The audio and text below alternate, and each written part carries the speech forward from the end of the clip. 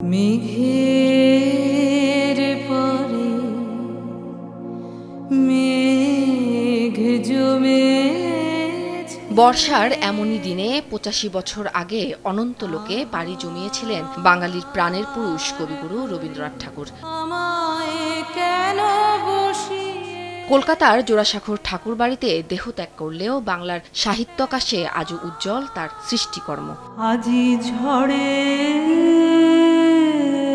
রাতে কবিগুরু রবীন্দ্রনাথ ঠাকুর অনবদ্য সৃষ্টির মধ্যে দিয়ে যিনি সব বাঙালির মণিকোঠায় ঠাঁই নিয়েছেন। ১৩৪৮ সনের ২২শে শ্রাবণ মৃত্যুকে বরণ করেছিলেন এই মহাকবি। খসে পড়েছিল বাংলা সাহিত্যের সবচেয়ে উজ্জ্বল নক্ষত্র। রবীন্দ্রনাথ ঠাকুর বাঙালি জাতির দিক নির্দেশক, এক আলোকবর্তিকা। বাঙালির প্রত্যাহিক জীবনের সবকিছুর সঙ্গেই মিশে আছে রবীন্দ্রনাথ। গত ১.৫ শতাব্দী ধরে বাঙালির মানসপটে তার দাপুটে অবস্থান। তাকে বাদ দিয়ে বাঙালির চিন্তার ভূগোল, ভাবের প্রকাশ, রস আস্বাদন কিছুই সম্ভব হয় না।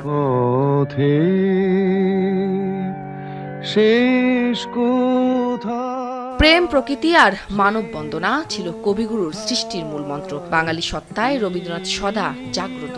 বাঙালি জীবনে যত ভাব বৈচিত্র্যের সমারোহ, তার পুরোটাই তিনি ধারণ করেছেন তার গল্প, কবিতা, উপন্যাস, নাটক, প্রবন্ধ, গান, স্মৃতিকথা আর দর্শনে। রবীন্দ্রনাথের সাহিত্যকর্ম, সঙ্গীত, জীবন দর্শন, মানবতা সবকিছুই আজও সত্যিকারের বাঙালি হওয়ার অনুপ্রেরণা যোগায়। উম্মে হানি, সময় সংবাদ, ঢাকা।